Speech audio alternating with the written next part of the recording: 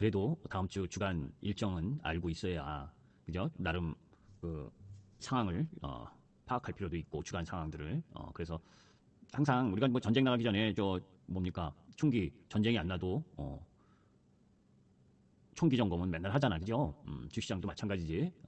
뭐 내일 꼭 적극적인 매매를 안 하더라도 어떤 일이 있었는지, 그리고 미국 시장은 어떠했는지, 그리고 주간으로 어떤 일들이 일어날 가능성이 있는지, 이런 부분들을 알고 시장에 임하는 거 하고 그냥 닥쳐서 바라보는 거하고는 틀리니까, 그죠? 사실 오늘은 뭐 특별히 많은 이야기는 하지 않을 거예요. 왜냐하면 특별한 이야기도 없고 사실, 그죠? 예상했던 대로 탄핵이 가결이 됐고, 그죠? 뭐 방송을 들으시는 분들 중엔 뭐 탄핵이 가결되길 바란 분이 뭐 80%, 90%일 거고, 또 가결이 되지 않길 바란 분들이 10%, 15%될 거고, 그죠? 그게 이제 국민 그 뭡니까? 저 뭐야? 어, 여론조사에도 일정 정도 나왔으니까 여론조사가 뭐 다는 아니어도. 그런데 이제 제가 생각하는 부분 중에는 그 탄핵과 관련된 그 시장의 움직임은 사실 지난주까지 끝났다라고 봐. 계엄과 탄핵과 관련된 부분은 끝났고, 뭐 계속 이야기한 것처럼 실질적으로 이제 경제 상황이나 경기 지표, 그리고 개별 기업의 실적, 이 흐름으로 이제 정상적인 흐름이 그러니까 계엄 이전의 단계에 있었던 그 시장 흐름으로 온 거지. 뭐 탄핵이 가결됐다고 갑자기 시장이 뭐 불확실성이 다 끝났으니까 시장이 엄청나게 좋아질 거다라고 여러분들께 이야기하기도 어렵고, 그죠? 반대로 아직 불확실성이 남아있기 때문에 뭐 시장을 매도해야 된다. 예, 빌면님 안녕하세요. 뭐 이런 이야기도 저는 맞지 않다라고 보고, 궁극적으로는 이 정치적 사안이나 이런 부분들은 단기적 재료 뉴스지, 그지? 그리고 궁극적으로는 어, 경제, 경기의 방향성, 그리고 그 속에서 개별 기업의 펀더멘탈, 그죠? 우리가 주가도, 그죠? 주가도 뭐 펀더멘탈대로 쭉 가서, 그죠? 이렇게 뭐 쭉 이렇게 실적이 좋아진다고 이렇게 일직선으로 올라가는 게 아니잖아, 그죠?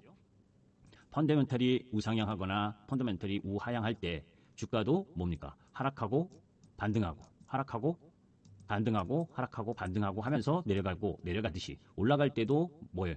펀더멘탈이 우상향하고 있음에도 불구하고 올라갔다가 내려왔다가, 올라왔다가 내려왔다가, 올라왔다가 내려왔다, 이러면서 가잖아, 그지? 그래서 우리가 주가를 이야기를 할 때, 주식의 가격을 결정할 때 결정하는 요소가 펀더멘탈이 기본이지만, 그 펀더멘탈이 기본인데도 주가가 이렇게 일직선으로 안 가고, 그죠? 이렇게 오르락 내리락 변동성을 부리면서 가는 이유가 그 주식의 펀더멘탈에다가 뭡니까? 수급, 그리고 투자 심리, 이런 것들이 반영이 되면서 과열될 때도 있고 냉각될 때도 있고, 그죠? 다시 또 시장 분위기에 휩쓸릴 때도 있고, 또 수급에 의해서 약세를 보일 때도 있고, 이러면서 주가가 결정되는 거기 때문에 힘든 거지, 그죠? 우리가 그냥 지금의 실적과 앞으로의 예상 실적, 그 부분으로 확정 실적과 미래 실적에 대한 부분에 대한 프리미엄을 얼마만큼 줄 거냐, 그게 이제 PER, 그죠? PER 성장에 대한 기대치, 이 PER을 얼마만큼 줄 거냐에 따라서 산술적으로 딱 계산해서 이 주가가 결정되는 거라면, 여러분들이나 저나 뭔 정치적인 사안이니 뭐 금리가 어떻고 환율이 어떻고 뭐 이런 걸 이야기할 이유도 없지, 그죠? 주가는 결국은 뭡니까? 가장 중요한 건 의사결정은 그 펀더멘탈에 따라서 엔터키를 누를 때, 그죠? 주가의 상승 방향성을 보고 누를 거냐, 매수를 할 거냐, 아니면 하향 방향성 매도를 할 거냐의 결정은 그게 투자 심리잖아. 그 투자 심리는 어디서 나오는 겁니까? 가장 기본적으로는 기업에 대한 의사결정이지만, 두 번째로는 또 그 기업을 둘러싼 주식시장의 환경, 그 주식시장의 환경을 둘러싼 국가적 환경, 또 그 국가의 환경을 둘러싼 글로벌 환경, 이런 것들이 다 복합적으로 작용하기 때문에 주가의 이 흐름이, 그죠? 굴곡을 갖는 거고, 그 굴곡을 잘 타기 위해서 변동성만을 따먹기 위한 흐름을 가질 땐 단기 매매, 그죠? 그 단기 매매는 사실 뭐예요? 가장 어려운 매매 중에 하나인 거고, 그죠? 특히 시장이 약할 때는, 그죠? 시장이 약할 때는 작은 거래량으로도 주가가 내려오기도 하지만, 또 작은 거래량으로도 주가가 올라가기도 하지. 그 작은 거래량이라고 이야기하는 부분은 뭐냐면, 단체로 움직이기는 어렵다는 거예요, 시장이 약할 때는. 왜? 시가총액 상위 종목도 거래량이나 거래 대금이 줄어들기 때문에. 그죠? 그래서 인위적으로 시장 흐름 부분을 관리하는 것이 아니라면, 시장은 뭐예요? 이 수급의 변화나 심리적 투자 심리의 변화나 펀더멘탈의 변화, 이런 부분들을 거기에 이제 그 속에 뭐예요? 그 성장성에 대한 프리미엄을 얼마만큼 줄 거냐, 또 거기다가 시장의 유동성이 어느 정도 들어오는 것이 적당하냐, 그죠? 그것에 대한 뭐예요? 프리미엄을 제공할 거냐, 안 할 거냐, 할증을 제공할 거냐, 아니냐, 이런 부분들이 복합적으로 작용하기 때문에 주시장이 항상 올라도 어렵고 떨어져도 어려운 부분인 거죠. 그죠? 사설이 길었는데 오늘은 짧게 하려고 그러는데, 그죠? 그래서 사실 메시지도 안 보내려고 그랬고, 그죠? 그랬는데 그래도 일요일 날 방송을 들으면서 조금 생각하고 그러면서 제가 여러분들께 이야기하는 게 절대적이지 않잖아. 그건 뭐 여러분들이 익히 알고 있고, 그죠? 시장의 방향성도 그렇고, 시장의 흐름도 그렇고, 개별 기업도 마찬가지고, 주가의 움직임을. 그럼에도 불구하고, 시장에 어떤 이슈가 크게 장악을 했고, 그러면서 전체적인 시장 수급은 어떻고, 이런 부분들은 알고 한 주를 맞이하는 게 좋다라고 했기 때문에, 사실, 뭐 여러분들이나 저나, 그죠? 이 비상계엄 전에도 시장이 뭐 편안했던 게 아니고 계속 줄줄 하락하면서 시장이, 글로벌 시장보다 못했었던 부분이었기 때문에 이제 피로하고 지치고 그런데 어느새 뭐해 시장은 12월 그죠? 이게 제가 나이가 들어서 그런지 몰라도 왜 이렇게 시간이 빨리 갑니까? 그죠? 벌써 12월 15일 이제 보름만 지나면 또 나이 한 살 더 먹고 그죠? 진짜 아찔아찔해요. 뭐 나이 빨리 드시는 거 좋아하는 우리 저 카이엠님이나 하이슬리님은 좋으시겠지만 저는 한 살 한 살 먹는 게 아주 소름 돋치게 싫어서 자 철원이 길었는데 일단 빨리빨리 진행을 하도록 하겠습니다. 자 그래도 미국 시장은 안 볼 수는 없지. 미국 시장의 특징은 이제 한마디로 뭐 내일 아침에도 또 이야기를 하겠지만 테슬라와 브로드컴 그죠? 테슬라와 브로드컴이 시장의 주 상승 흐름을 갖고 갔다. 그죠? 브로드컴 AI 매출이 엄청나게 증가하면서 이미 시간에 금요일 날 15% 정도 상승을 했었었는데 뭐 주가 보면 이렇게 광고들이 많아. 그죠? 그냥 뭐 180불에서 그죠? 210불까지 갭으로 뛰어가지고 그죠? 뭐 24%가 올라갔으니 그죠? 엄청난 상승 흐름을 보여준 그러니까 AI 부분에 있어서의 매출이 증가했고 테슬라가 그죠? 일론 머스크의 이 효과, 그죠? 자율주행 이 힘으로 뭡니까? 4%또 급등하면서 어느새 436불 그죠? 이 월봉으로 보면 그렇게 뭐 100불 내려가서 뭐 망할 것처럼 그러다가 그죠? 결국은 지금 뭐 최고가를 경신하면서 올라와 있잖아. 그죠? 근데 요 두 종목을 제외하고는 사실 뭐예요? 대부분이 별 볼 일 없었어. 그죠? 자율주행 쪽 라인의 뭐 여타 관련주인 우버도 약세를 보이고 2.4% 약세를 보이고 AI 쪽에 그죠? 브로드컴은 상승을 했지만 엔비디아나 그죠? AMD나 이런 쪽도 약세 보였고 하락을 그죠? 그러니까 같은 섹터 내에서도 경쟁 관계에 놓여져 있을 때 한쪽에서 치고 오면 이제는 동반 상승을 하는 게 아니라 그러니까 이런 거지. 어떤 섹터가 처음에 그 산업이 성장할 때는 동반 상승을 해요. 그죠? 우리가 항상 봐왔잖아. 그죠? 개나 소나 같은 섹터에 속해 있다고 다 같이 올라가. 그런데 어느 정도 올라가서 조정을 보이고 왔다 갔다 할 때는 그 다음에는 대장만 올라가. 그 다음에는 그죠? 경쟁 상대가 출현을 해서 경쟁 상대의 흐름이 양호해지면 경쟁 관계에 놓여져 있는 다른 기업은 또 약세를 보이는 그런 흐름을 보이는 거지. 그게 이제 서로 차별적 흐름 부분을 갖게 되는 거지.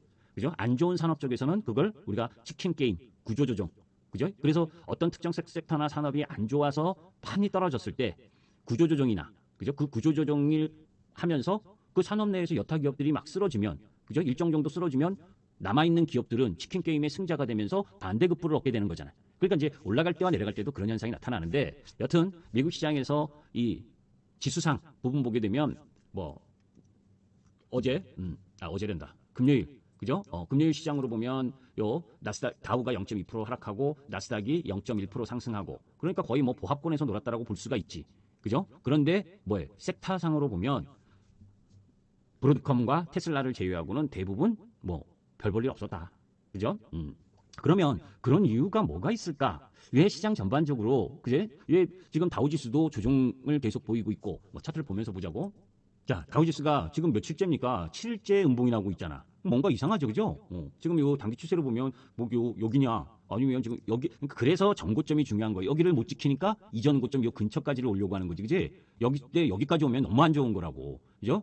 다음 주에는 돌려야 될 위치, 그죠? 그러면 이제 주봉을 한번 보면, 그죠? 주봉에서 10주, 5주 2평을 깨고 내려와서 지금 뭡니까 20주 놓여져 있으니까 이 주봉에 출발했었던 이 자리를 깨면 안 되지. 이러면은 조정이 길어진다는 의미니까 나스닥은 뭐 크게 이상이 없죠, 그죠? 그런데 나스닥도 음봉이야. 음봉인데 뭡니까? 뭐 지금 이 이격이 정배열된 상태에서 조정을 양상을 보이는 그런 형태인데 왜 그러면 그죠? 지수 전반적으로 힘이 센 모습은 아니잖아. 왜 트럼프 일론 머스크 이 관계에서 수혜를 받는 테슬라가 상승한 걸 제외하고는 실적이 서프라이즈한 브로드컴을 제외하고는 전반적으로 크게 힘이 없었다. 그걸 보려고 하니까 뭡니까? 요걸 봐야지. 그죠? 미 국채 10년물 금리가 4.395. 다음 주에 금리 인하 확률이 94%, 90%가 넘어가는데 그런데 미 국채 10년물 금리는 어느새 4.4% 근처까지 왔단 말이에요. 그죠? 지금 이게 3개월 평균으로 보면 3개월 평균 그 4.5%에서 4.5% 근처에 있다가 뭐예요? 요 4.15%까지 왔다가 다시 4.4% 근처 간다는 건 금리 인하를 앞두고 왜 이렇게 국채 금리가 올라가는 건가? 그죠? 그게 이제 여하튼 이유로 미국 소비자 물가 지수와 생산자 물가 지수 다 뭐예요? 예상치에 부합하거나 예상치보다 소폭 상회하면서 뭐예요? 이 인플레이션 우려가 조금 더 놓여져 있는데 그 속에서 이제 내년에 본격적으로 1월 20일 트럼프가 취임이 되면 이제 뭐 관세나 뭐 이런 영향 흐름 때문에 이 디플레이션의 속도가 줄어들 거고 오히려 인플레이션의 영향이 크지 않을까 하는 우려가 일정 정도 있는 거 아니냐. 그죠? 거기에다가 또 하나는 뭡니까? 이 달러가 어제 그러니까 금요일 날 106까지 올라왔는데 엔화가 그죠? 엔화가 약세를 보였어. 그죠? 그 이야기는 뭐냐면 그걸 위해서 이제 여기로 넘어가는 거야. 다음 주 경제 지표에. 사실은 다음 주에 우리 시장에 있어서 중요한 흐름을 보여줄 몇 가지 내용이 있지만 가장 큰 건 시장을 전체적으로 봤을 때 가장 큰 건 19일 날 결정날 FOMC 회의. 이거는 0.25bp 인하에 대한 부분이 거의 명확하고 그런 가운데에서 BOJ 금융정책 결정 회의가 있는데 그죠? 일본이 당초에 금리 인상할 가능성이 높다라고 했잖아. 그죠? 12월 달에 들어서서 그런데 지금은 BOJ에서 금리 결정을 하는데 동결할 가능성이 높다라는 쪽이 지금 계속 나오고 있어. 그러니까 유럽도 금리를 인하해. 그죠? 일본도 금리 인상이 아니고 금리 동결을 해. 그러니까 상대적으로 달러가 강세를 보일 수밖에 없고 그런 가운데에서 국채 금리가 상승하는 흐름을 보여주는 것이 아닌가. 그죠? 그렇게 보는 부분인데 여튼 미 국채 금리가 올라간다라고 하는 부분은 뭡니까? 시장에는 별로 안 좋은 거지. 그죠? 금리에 대한 부담을 느낀다는 거니까 여튼 이제 그런 부분이 놓여져 있고 거기에 이제 중국의 11월 산업 생산과 소매 판매 이 부분들은 뭐 그래도 중국이 돈을 좀 풀면서 조금 나아진 흐름을 예상을 하고 있는 상황이고 화요일 날 미국의 소매 판매와 산업 생산 역시 뭐 전달보다는 조금 나을 것이다라고 예상하고 있는 중이고 그런 가운데에서 뭐 목요일 날 아까 이야기한 금융정책 회의와 그리고 마이크론 테크놀로지의 실적 발표 그죠? 요쪽 라인 부분이 이제 또 반도체 관련주들에겐 중요할 텐데 금요일 날에는 그래도 마이크론 테크놀로지가 반등을 좀 했어. 그제? 요 어디 갔어? 마이크론 테크놀로지가 4% 정도 반등을 했으니까 AI 쪽은 좀 약세를 보였어도 마이크론 테크놀로지의 반등 이 부분은 좀 있기 때문에 뭐 우리 시장에 있어서 뭐 인텔이 떨어지고 마이크론 테크놀로지 올라가서 복합적이긴 해도 반도체 쪽에 뭐 크게 하락할 요인은 아니다라고 봐. 엔비디아의 영향은 SK 하이닉스 정도 한미 반도체 테크닉 정도가 받으면 되니까 그죠? 그리고 나머지는 뭐 쏘쏘한 흐름을 보여준 거니까 미국 시장만 놓고 봐서 섹터가 크게 오르고 떨어지고 할 만한 흐름은 아니다라고 보여주는 거고 월요일 날 이제 그런 가운데에서 이제 탄핵이 결정이 됐지 그죠? 근데 탄핵이 결정이 되고 나서도 아직도 산 넘고 물 건너야 될 부분은 많아. 여기서 이제 왜 이제 이런 이야기를 하냐면 사실 지금은 헌법재판관이 6명밖에 없잖아, 그죠? 3명을 그 이전에 추천을 안 했었기 때문에 이제 이런 일이 나고 나서 이제 추천을 해서 3명인데 사실 여기는 뭐 중도 보수라고 김영두 정정미 헌법재판관을 얘기했는데 사실 아니야, 진보야. 왜냐면 요 문형배 임의선은 뭡니까 문재인 대통령 시절에 추천을 했고 김영두 정정미는 그 김명수 대법원장이 했기 때문에 이쪽도 다 진보 쪽이라고. 그래서 보수 쪽은 2명, 진보 쪽이 4명. 그죠? 그렇게 6명이 하게 되면 뭡니까?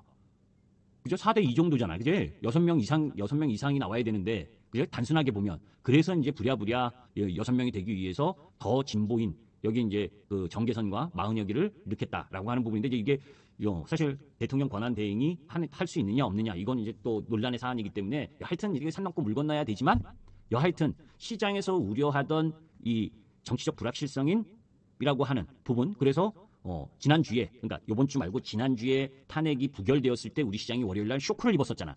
그제? 거래소와 코스닥이 특히 코스닥이 5.44% 급락을 하는 부분을 맞았었잖아. 그죠? 자, 그러면 단순하게만 놓고 보면 제가 왜 이걸 넣냐면 이 부분 때문에 뭐 누가 성향이 어떻다 이런 얘기를 하려고 하는 게 아니라 그러면 이제 뭐를 경계하느냐? 우리가 지수상으로 봤을 때 코스피 지수로 봤을 때 이렇게 지금 오히려 이게 거래소든 코스닥이든 요날 그죠? 계엄이 선포된 그 다음 날부터 지수가 하락을 하면서 내려왔다가 이게 V자 반등을 끌고 들어왔단 말이에요. 그죠? 이 주체가 선물은 외국인이고 현물은 금융투자 연기금 중심의 기관이고 그죠? 여기서 때린 애들은 개인들이고 그죠? 그러니까 수급적으로 악성 매물을 받고 되돌아왔는데 여기서 이야기하려고 하는 키포인트는 뭐냐? 행여나 월요일에 반대라고, 그죠? 무슨 거냐? 탄핵이 부결됐다고 거래소가 이렇게 급락을 시킨 걸 반대로 탄핵이 됐다고 내일 세게 올라온다면 단기적으로는 어떻게 해야 되겠습니까? 그죠? 단기적으로는 한번 매도하고 다시 봐야지. 그지? 요 근처로 들어오는 자리라면. 이해돼요? 이때는 탄핵이 부결됐다고 시장에 대해서 되게 비관론적으로 흘러서 막 안 좋은 이야기를 하면서 시장이 급락할 것처럼 제가 그러면 안 된다 그랬잖아. 그죠? 반대로 탄핵이 가결되었다고 막 흥분해서 이제 시장에 불확실성이 없다고 막 이렇게 행여나 세게 올라가는 양봉 그림이 나온다면 그때는 비중을 조금 줄였다가 다시 보는 게 맞는 거야. 이해되세요? 이 말이 무슨 뜻인지? 특히 거래소보다는 코스닥 쪽에. 그죠? 왜냐하면 코스닥은 이미 이 자리를 넘어 들어왔어. 그죠? 이게 원래 정상적인 흐름에서 올라가려고 했었던 자리라 그랬잖아. 그지? 코스닥은 그 자리에서 급락을 시켜서 5.4% 요날 급락을 시키면서 개인 투자가들이 탄핵 부결에 대해서 불확실성이 증폭되고 앞으로 한국 경제 뭐 외국인들이 빠져나가니 뭐니 이딴 소리 해나가면서 투매를 연출했었던 자리였단 말이에요. 그러면 탄핵이 가결되었다고 여기 저는 이 지수대의 흐름 부분에 반작용으로 이렇게 돌아 나온다면 이때는 비중을 줄이고 봐야 되는데, 그죠?